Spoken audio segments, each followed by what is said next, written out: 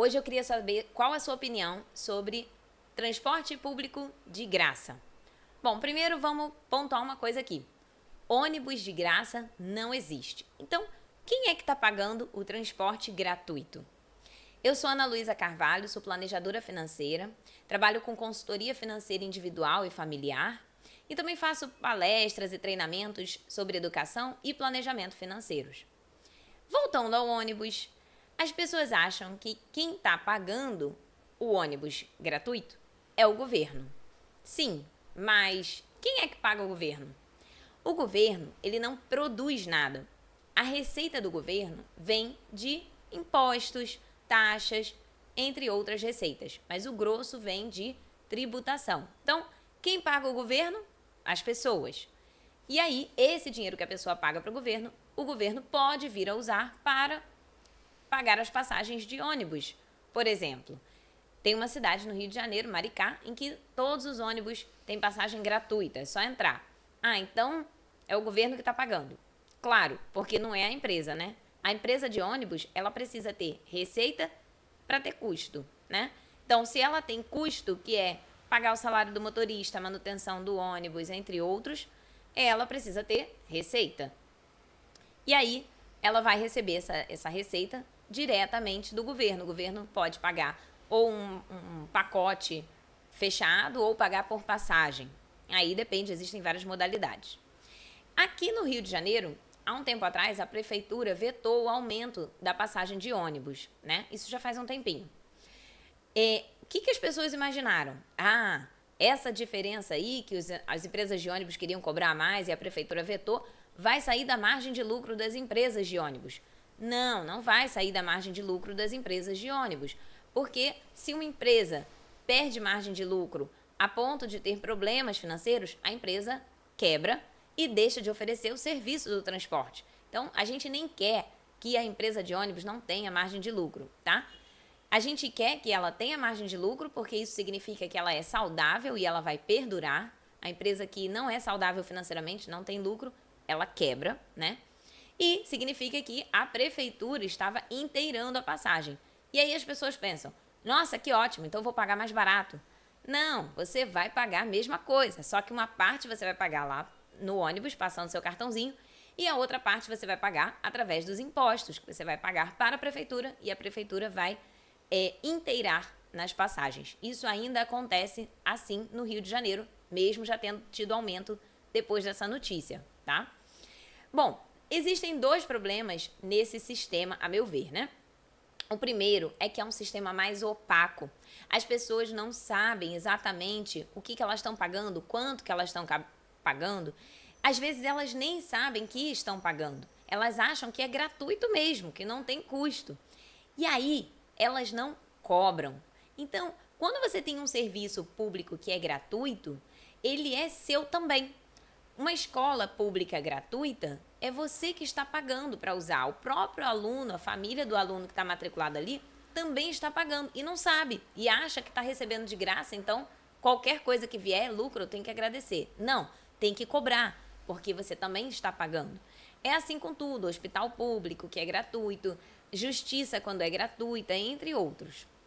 Então, o fato de não saber é um problema. Até porque a gente tem do outro lado, né, no outro extremo, aquela pessoa que vandaliza um patrimônio público, vai lá, destrói um ponto de ônibus, crente o quê? Que está fazendo um protesto, que quem vai ter que arcar com isso é a prefeitura. Bobagem, quem vai arcar com isso é a própria pessoa através dos impostos e ela nem está sabendo disso. O prefeito, ele simplesmente vai gerir aquele orçamento, não só o prefeito, né? Toda a administração pública municipal, no caso, né, desse exemplo. Então, ele só vai gerir, ele vai pegar o dinheiro do próprio povo e vai destinar a comprar um novo ou consertar lá o ponto de ônibus. Isso não é um problema do prefeito, isso é um problema das pessoas que pagam imposto dentro daquela cidade, dentro daquela região.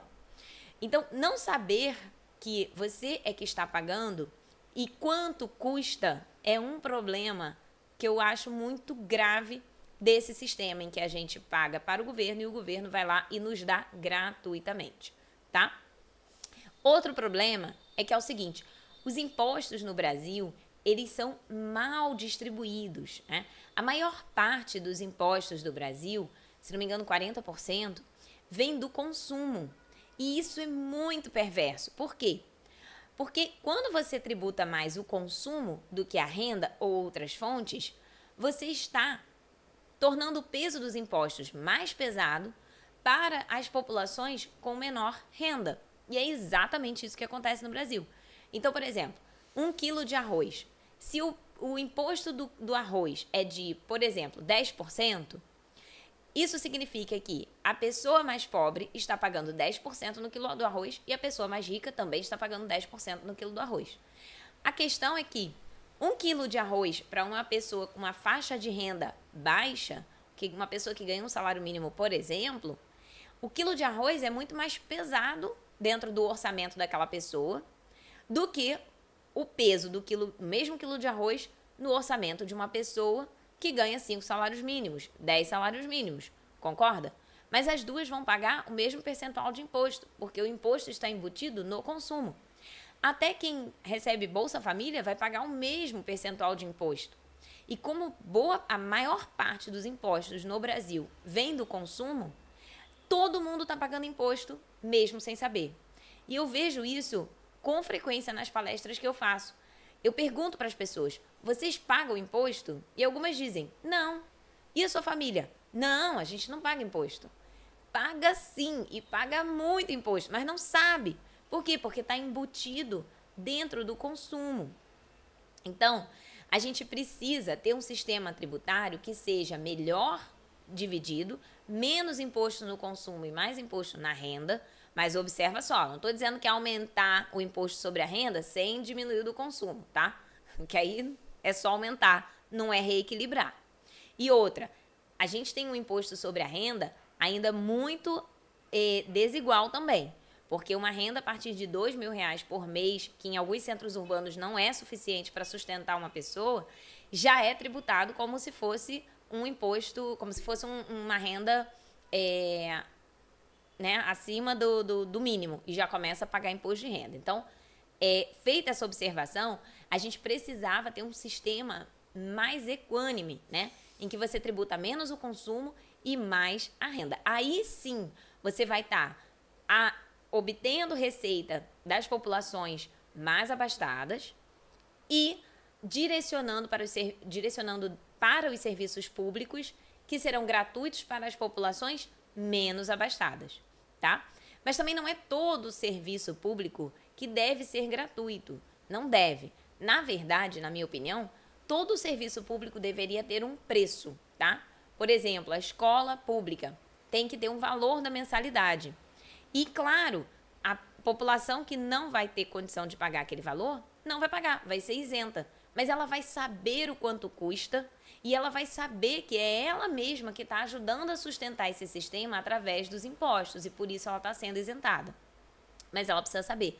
Ainda que numa escola, numa região, num país inteiro, a gente tenha quase, 80% das pessoas que usam aquele serviço público precisem da gratuidade. Tudo bem, mas eles vão passar a ter mais transparência, vão saber o que funciona.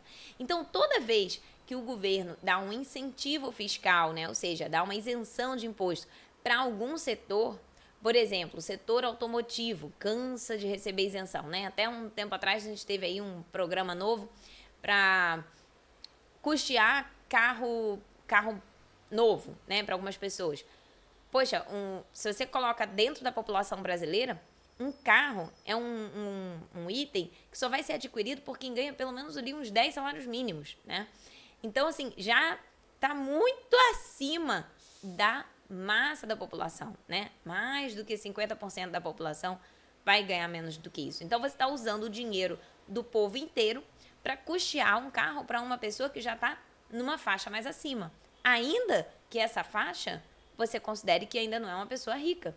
Tudo bem, mas olhando para o todo da população, ela já está acima da metade. Então, não faz sentido, tá?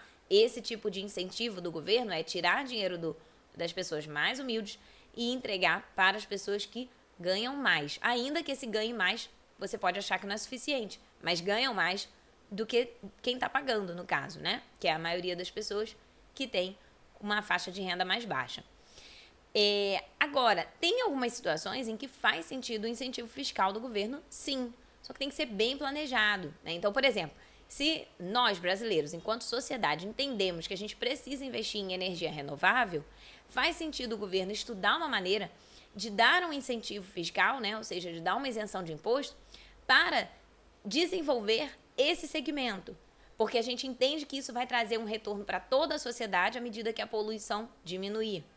Existem outros tipos, né? Por exemplo, pessoas que têm algum tipo de deficiência têm acesso a algumas isenções de imposto também. Por quê? Porque aquela pessoa, ela tem um custo maior, né? Porque ela precisa ter, às vezes, um acompanhamento terapêutico e ela, às vezes, vai ter uma capacidade menor de gerar renda para ela.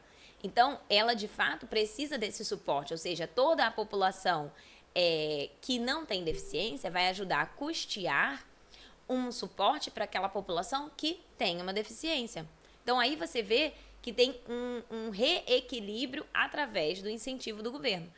Toda vez que você vira um programa do governo para dar incentivo para qualquer setor que seja, você pensa, será que eu gostaria de pegar o meu dinheiro e entregar para essas pessoas que o governo está elegendo aí para dar o incentivo? Se sim, se você concorda, beleza. Pode concordar com o projeto. Se você entende que o seu dinheiro você não deveria dar para aquela pessoa que vai receber o incentivo, então é porque o governo não deveria fazer isso, porque o dinheiro é sempre seu mesmo, que vem dos impostos. Como é que a gente resolve isso então? A gente precisa atribuir o preço correto das coisas para que as pessoas possam ter esse entendimento, né? E também, claro, investir em educação, investir em transparência, para que as pessoas tenham mais acesso às informações e isentando a população que realmente necessita pelo período que for necessário. Enquanto isso, a gente vai desenvolvendo o país, fazendo toda a população conseguir crescer, desenvolver e gerar mais renda, que é isso que mais está faltando aqui no Brasil, né? Então, se você gostou do vídeo, deixa a sua curtida, por favor, deixa o seu comentário que eu vou responder e até o próximo. Tchau, tchau!